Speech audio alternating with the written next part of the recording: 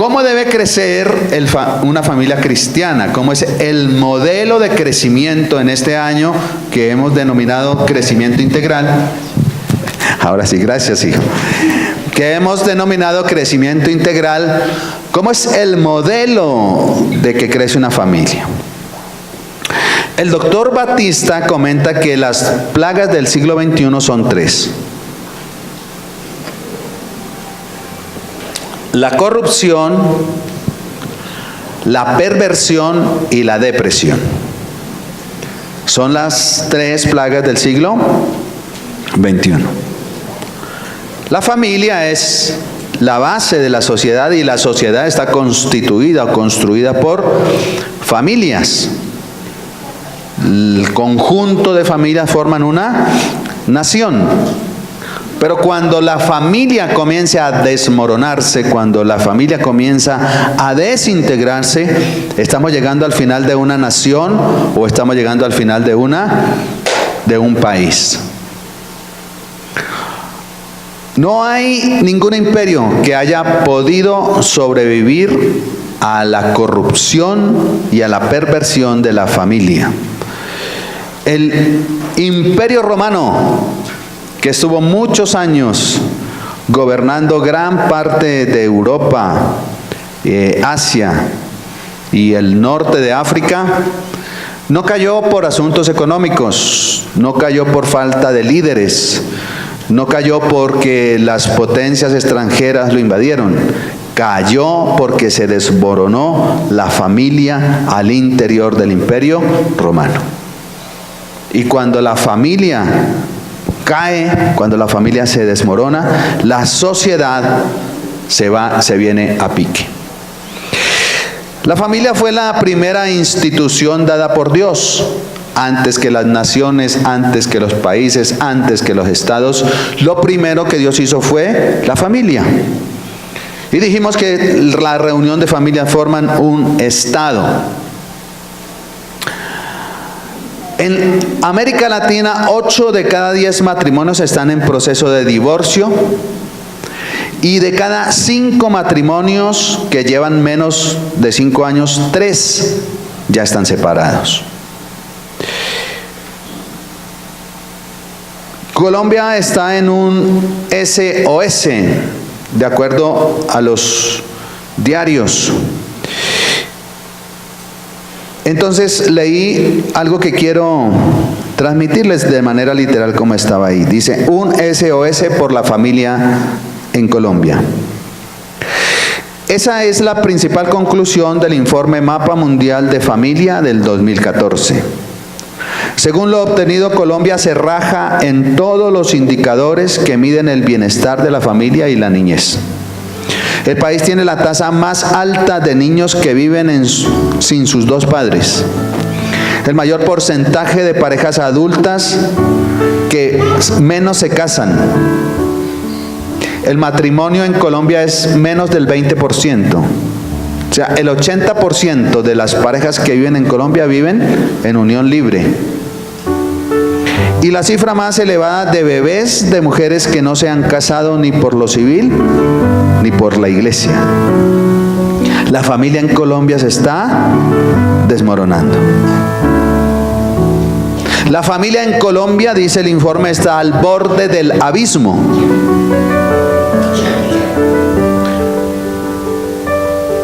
¿Qué hacer mientras la familia se transforma a los nuevos cambios sociales y económicos de nuestro país? Dice el informe, la familia colombiana transita por la cuerda floja de la inestabilidad de pareja, al tiempo que los hijos se asoman a la hondura de la pobreza, menor acceso a la educación y mayor riesgo de enfermedad. Ante este panorama sombrío, de cierta manera, ¿quién puede impedir que la familia se desintegre? ¿Quién puede impedir que la familia se desborone? ¿Serán los estamentos gubernamentales donde la corrupción ha alcanzado cifras que todos conocemos? ¿Será la misma sociedad que hoy se ha convertido en una cultura permisible donde todo vale? donde prima el individualismo y primero yo, segundo yo y tercero yo, y allá los hijos mirarán a ver qué hace. La psicóloga Victoria Cabrera menciona que una de las causas de tanta separación es que la gente no quiere sufrir o asumir más bien sus responsabilidades familiares, en el mismo informe del Mapa Mundial de la Familia. La gente quiere evadir el compromiso que implican los vínculos familiares. Especialmente los hombres pretenden buscar otra organización con nuevos vínculos afectivos, abandonando a su familia previa sin importar las consecuencias. Pues yo creo que es precisamente la iglesia la llamada a impactar la sociedad. Voy a repetirlo. Creo que es la iglesia la llamada a impactar la sociedad. Por medio de la transmisión de valores como el matrimonio. La gente no se está casando. La recuperación de las funciones que debe cumplir la familia, que son el cuidado, la socialización, el afecto.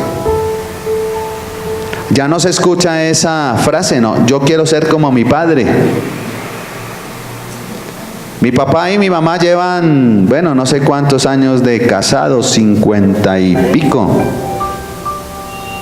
Deben llevar 50, si yo tengo 56, deben llevar 57, 58 años de casados. Y se quieren. Y seguramente tuvieron sus crisis, pero sí se puede. Sí se puede. Las nuevas generaciones, mis amados, están pidiendo a gritos un modelo de familia, que alguien salve la familia. Pero hoy en día las personas solamente son religiosas, asisten a un servicio religioso cada domingo, cada que pueden, pero no hay un compromiso de llevar esos valores a la sociedad. No es lo que hacemos, sino lo que somos lo que le importa a Dios. En este contexto quiero ilustrar mi sermón haciendo una lectura del Evangelio de Lucas en su capítulo número 2, para mostrar cómo es el modelo de crecimiento de una familia cristiana. Precisamente, qué mejor modelo que la familia de nuestro Señor y Salvador Jesucristo. Lucas capítulo 2, versículo número 40.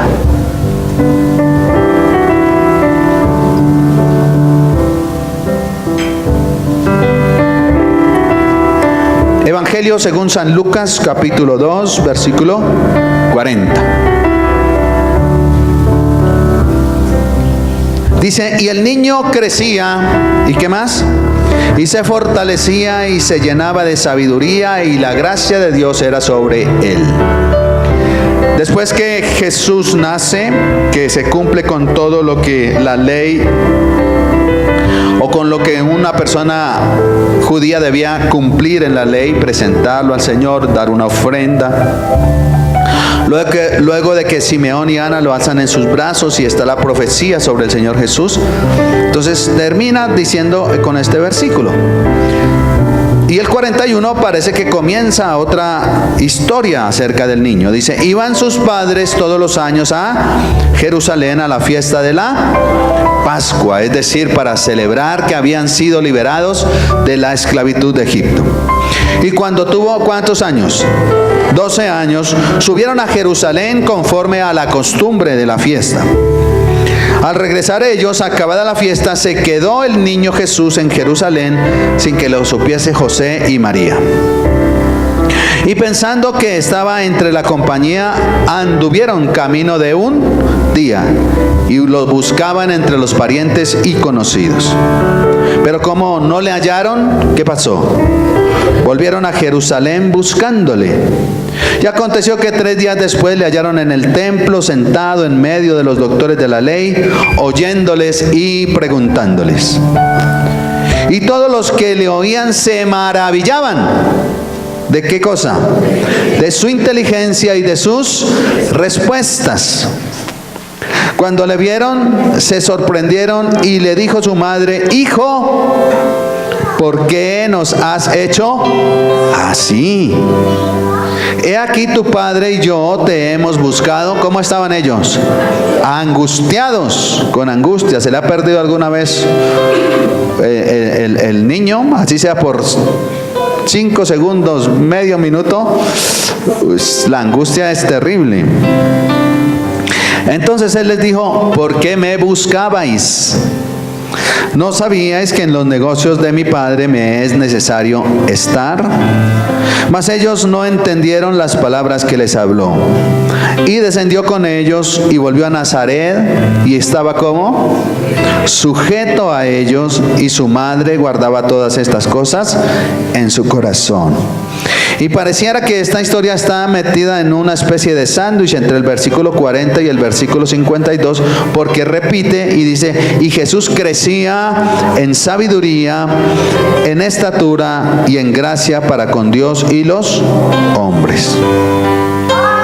La familia debe crecer en 2 ámbitos, y es lo que nos muestra aquí este relato del evangelista Lucas.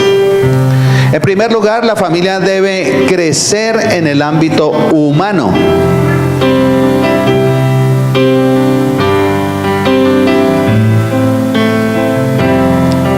Y crecer en el ámbito humano significa que una familia, en primer lugar, debe tener afecto. En una familia debe haber afecto.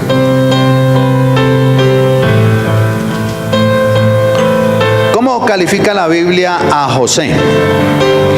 ¿Qué dice la Biblia de José?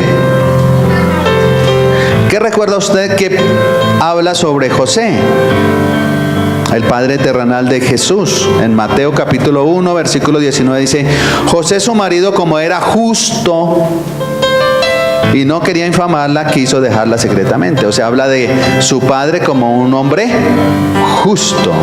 Y creo que el Señor Jesús heredó esa parte de José, o por lo menos aprendió a ser un hombre justo.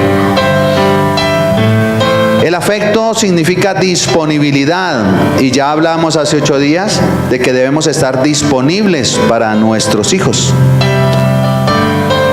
Dicen los psicólogos y los expertos que los niños necesitan tanto la ternura de la madre como la rudeza del padre. Y todos nosotros sabemos que los padres juegan rudo con sus hijos, ¿verdad? Que a veces la mamá dice, ya, por favor, pare, que se van a hacer daño. Sí, era cuando estaban pequeños. Jugábamos, hachu hachu se llamaba nuestro juego, ¿sí? Y era tirarnos encima uno del otro, ¿cierto? Como en la lucha libre. Y la mamá llegaba y decía, cuidado, se van a golpear. Esto es psicológicamente comprobado, que necesitan ambas cosas, lo cual probablemente no pueda ofrecer una familia diferente a la que se conforma entre un padre y una madre. Necesita, el afecto es el segundo lugar. La familia que crece en el ámbito humano necesita protección, cuidado. La comunicación es muy importante. Dicen los expertos que los padres hablen menos y ¿qué cosa? Y escuchen más. Que los padres hablen menos y escuchen más. Y también hace 8 días dijimos algo acerca de esto, de cómo debemos escuchar a nuestros hijos, y debemos parar cualquier cosa que estemos haciendo para escuchar a nuestros hijos.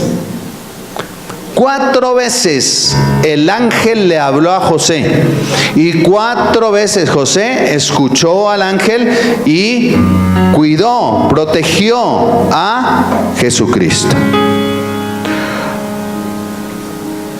Una familia que crece en el ámbito humano necesita coherencia de su padre, es decir, que sus padres, ambos, que hagan, que piensen, ¿qué más?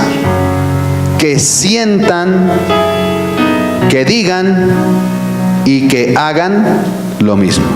Eso significa coherencia. Una persona que piensa, que siente, que habla y que hace eso.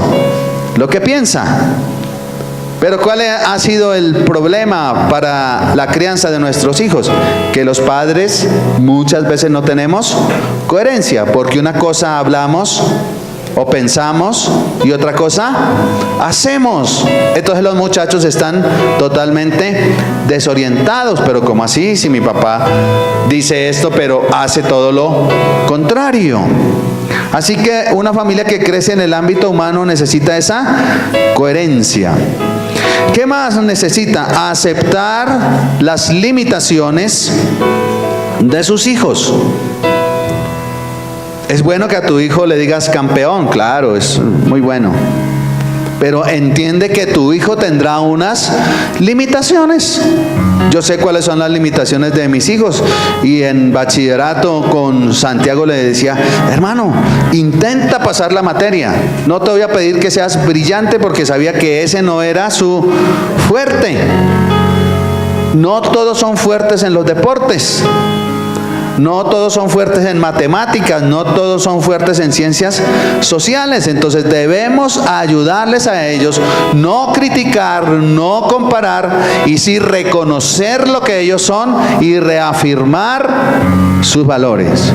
¿Qué dice la Biblia que pasó con el Señor Jesucristo? María guardaba todas estas cosas en su corazón. ¿Cómo fue la reacción de María? Les dice, hijo, nos tenías angustiados. Y entonces él le dice, ¿y por qué se preocupan?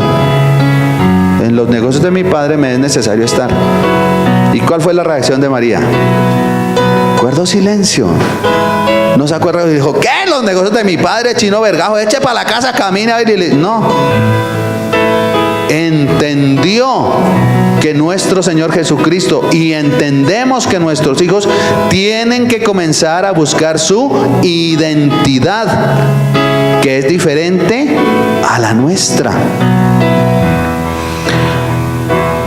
Coherencia, aceptar las limitaciones, no criticar, no comparar, sí reconocer, sí afirmar.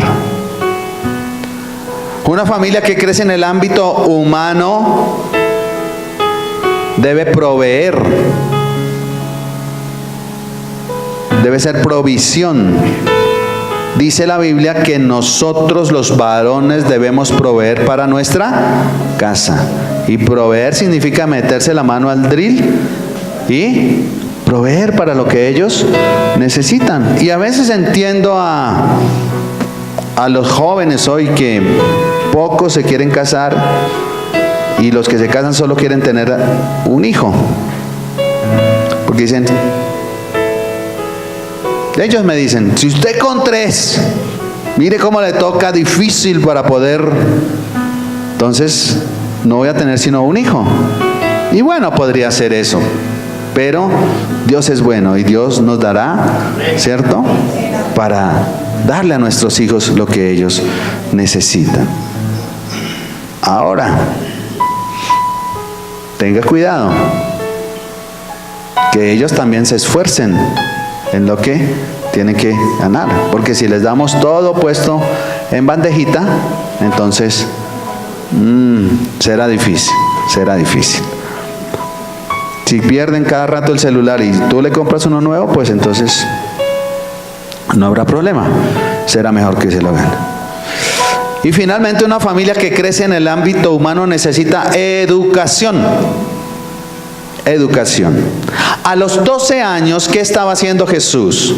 ¿Dónde estaba?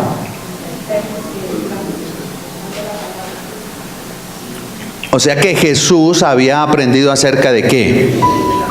De la ley. ¿Sí? Una familia debe tener en su casa una Biblia. Debe tener la palabra de Dios. En esa época se usaban rollos y pergaminos y lo tenían los escribas, pero la gente había memorizado la palabra y se la enseñaba a sus hijos. Los padres enseñaban a los hijos varones la palabra de Dios, y a los 12 años un hijo era considerado hijo de la Torá, porque ya sabía perfectamente y comprendía perfectamente el Pentateuco. La Torá son los 5 primeros libros de la Biblia para los judíos. Un varón a los 12 años era hijo de la Torá. Por eso Jesús estaba con los escribas. Debemos enseñarle la palabra de Dios a nuestros hijos. Y entre más pequeños, mejor, porque van a aprender más. Un niño entre los 3 y 7 años es una esponjita, recibe todo. Qué bello es escuchar a una criatura pequeñita recitando salmos, recitando versículos, y ellos lo van a aceptar. A los 14 o 15 ya el asunto se pone un poquito difícil. Pero empecemos desde pequeños. Le enseñó un oficio. ¿Cómo le decían a Jesús? ¿El hijo de quién? El hijo del carpintero. No, ese es el hijo del carpintero. No, ese es el carpintero. Carpintero predicando. Entonces sus padres le enseñaron la ley, le enseñaron un oficio, le enseñaron valores, le enseñaron seguridad. Y eso le dio a Jesús una identidad firme. Escuche esto. Los padres no son dueños del destino de sus hijos.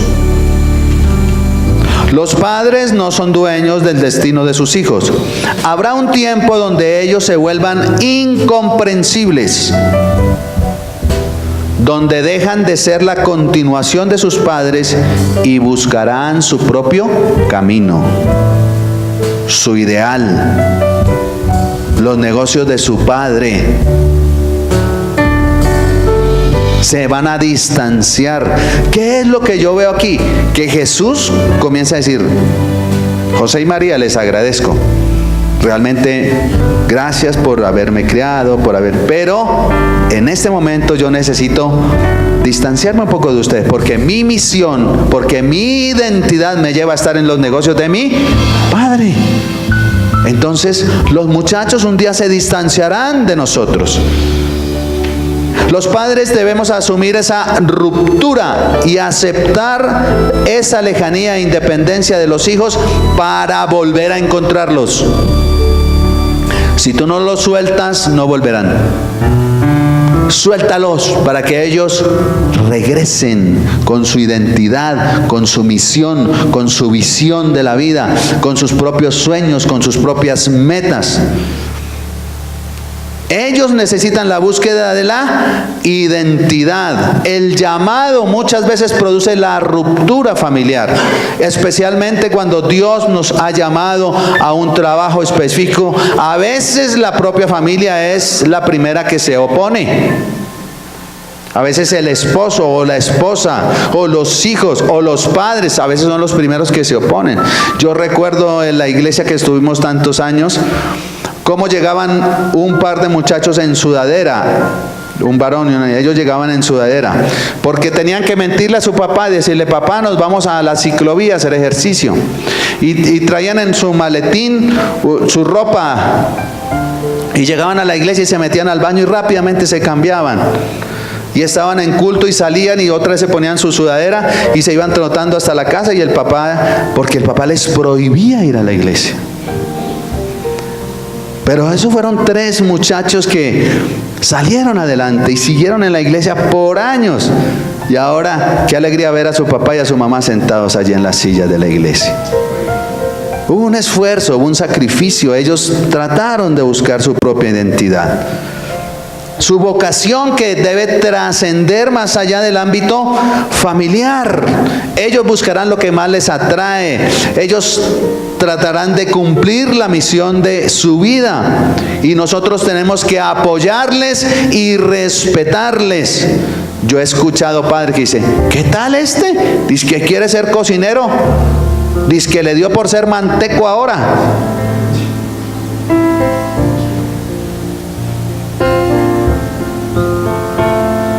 Dice que músico, ¿y eso usted de qué va a vivir?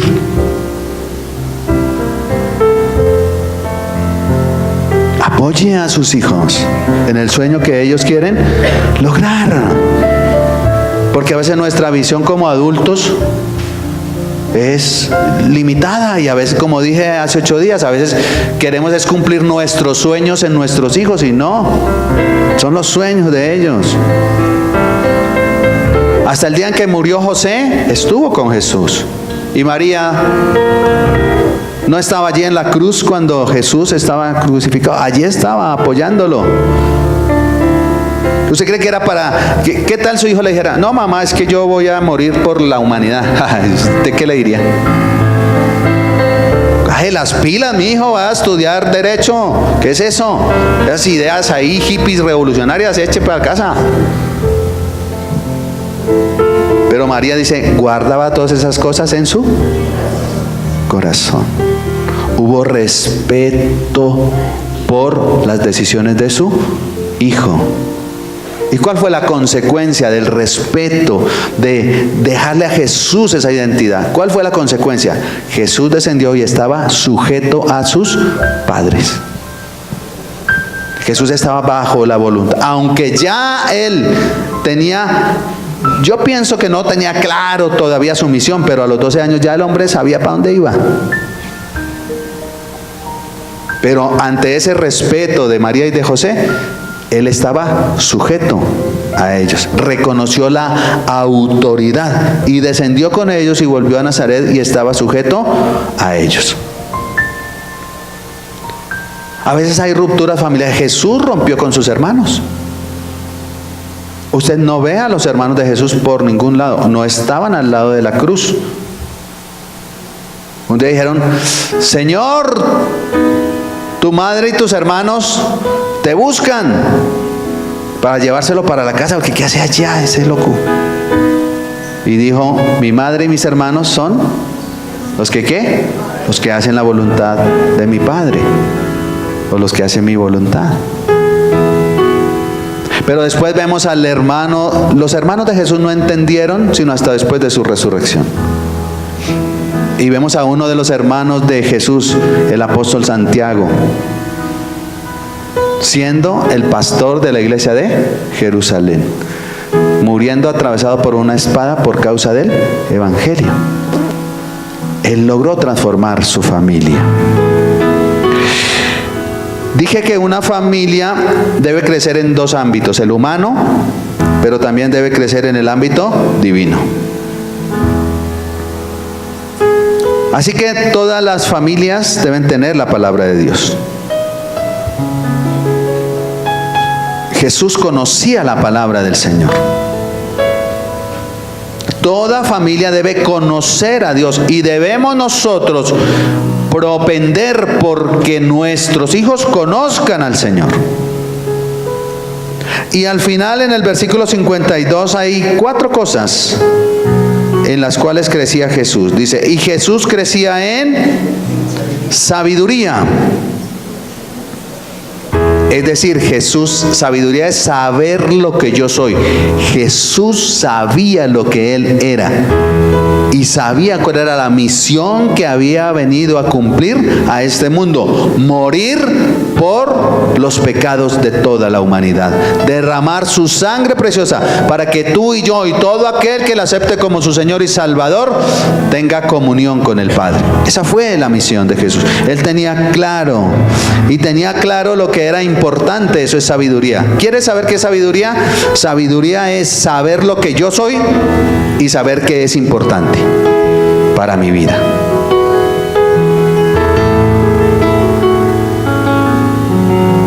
Perdona que te ponga como ejemplo, Osquita, pero desde hace muchos años que estoy en la iglesia, he escuchado la visión de Oscar para su vida. Y hoy, o bueno, el jueves, se estará no cumpliendo, dando un paso más allá para eso que él siempre ha soñado, en el liderazgo. Qué bueno, le pregunté a Mafe, ¿cómo va? Porque por el nacimiento de Mateo, ¿y cómo va la universidad? Dijo, ahí voy, pastor. Aunque me tocó hacer parte virtual, pero ahí voy. No, ella no ha desmayado. Y qué bueno que podamos seguir adelante en lo que nosotros hacemos, en sabiduría. ¿Qué más dice? En estatura, es decir, otro dice en años. Y crecer en años significa crecer en madurez. Qué bueno que hoy tenemos jóvenes maduros, ¿sí?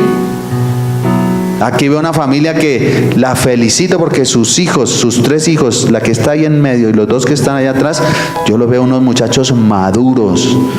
A pesar de su corta edad, los veo firmes, los veo bien. Sus hijos son unos hijos maduros. Son hijos que uno dice, acá hay otro ejemplo. Muchos ejemplos en la iglesia. ¡Qué bueno! Le doy gracias al Señor por eso. La madurez es importante, No crecía solamente en estatura, sino en madurez. Número 3 dice, en gracia. ¿Para con quién? Para con Dios. Una familia que crece en el ámbito divino debe tener una comunión permanente con el Señor. Debemos enseñar a nuestros hijos a orar, a leer la palabra. Debemos enseñar a nuestros hijos a que tengan una comunión importante con Dios. ¿Por qué creen que Jesús dice en los negocios de mi Padre? Porque tenía una comunión con el Padre. Y siempre estuvo dependiendo del Padre. A través de todos los relatos de Jesús en los evangelios, Él dice, es que todo lo recibo de mi Padre. No es lo que yo digo, sino lo que me dice el Padre. Ustedes ven a Jesús haciendo unas campañas tremendas de sanidad, de milagros, y al final de la tarde, donde uno podría pensar, después de estar desde el alba, la madrugada, hasta la tarde, dice que se caía la noche, el Evangelio según San Marcos. Dice, no, Jesús, pues vamos a comer algo y descansas. No, dice, se apartaba a lugares lejanos. ¿A qué cosa? A orar, a recargarse, como cuando, ¿qué pasa cuando tu celular te pita o te dice, batería baja? ¿Qué haces? Recargarlo. Eso era lo que hacía Jesús en la oración. Recargarse de nuevo, porque lo fueron a buscar y le dijeron, Señor, mire que allá hay más enfermos. Eso llegó más gente y dijo, háganlo ustedes, porque me es necesario predicar este evangelio en otras ciudades y en otras aldeas. Jesús tenía una relación desde pequeño con su Padre, y qué bueno que nosotros en la familia debamos crecer en esa relación con Dios y con el Espíritu Santo. Y tenía una relación de gracia ¿con quién? Con los hombres, con los demás. ¿Alguna vez vio a Jesús peleando con alguien? Se enojó con los cambistas que habían convertido el templo y les volcó las mesas, que habían convertido su templo en cueva de ladrones. Y ustedes saben, ya les he contado, ellos vendían el cabrito, lo entraban al templo y no lo sacrificaban, sino que lo reciclaban y le daban la vuelta y volvían y lo vendían. Por eso decía cueva de ladrones. Y como la ofrenda no se podía dar sino en monedas del templo, entonces allí estaban los cambistas, los que cambiaban las monedas. Entonces uno traía dólares, euros, yenes, y entonces le cambiaban para que pudiera dar la ofrenda en las monedas del templo, que eran específicas para eso. Entonces Jesús se enoja. Pero Jesús se enojó contra los soldados que lo escupieron, le pegaron. ¿Recuerdan? Que decía, profetiza, si eres el Hijo de Dios, profetiza. Oiga, bájese de esa cruz, usted no dice que es el chacho, bájese de ahí, a ver. ¿Y cuál fue la expresión de nuestro Señor Jesucristo? Perdónanlos, porque no saben lo que hacen. Jesús siempre mantuvo una buena relación con Dios y con los hombres.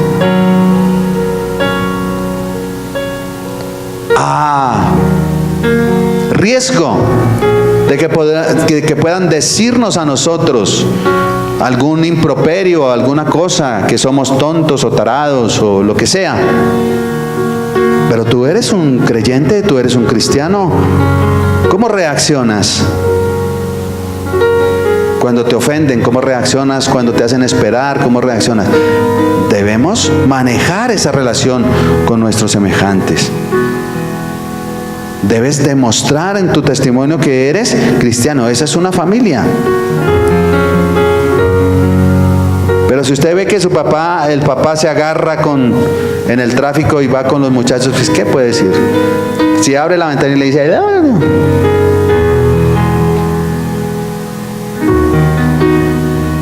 Somos cristianos, somos creyentes. La familia debe crecer en el ámbito divino.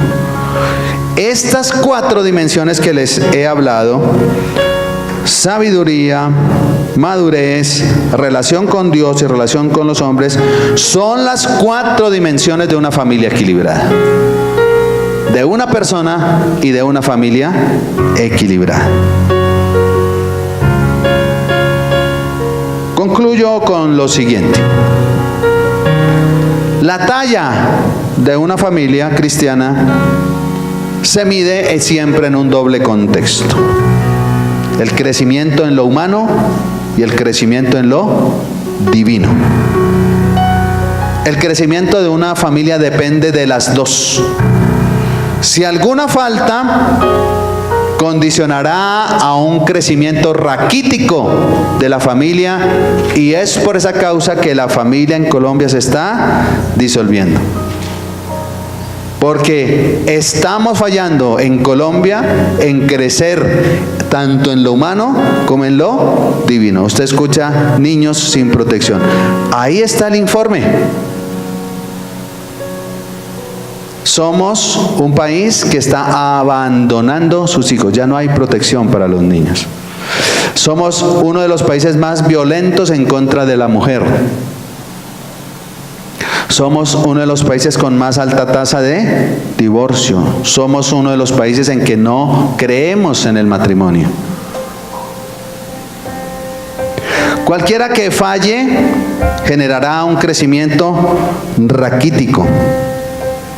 Padres, hay que diseñar un proyecto personal, pero un proyecto también familiar, para crecer en lo humano y para crecer en lo divino.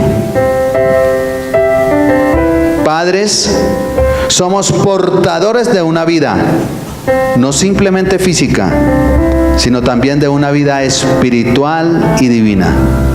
Estamos entrenando gente para que vaya a los cielos, para que trascienda. Repito, somos portadores de una vida, no simplemente física, sino también de una vida espiritual en nuestra familia. Colócate sobre tus pies y vamos a orar.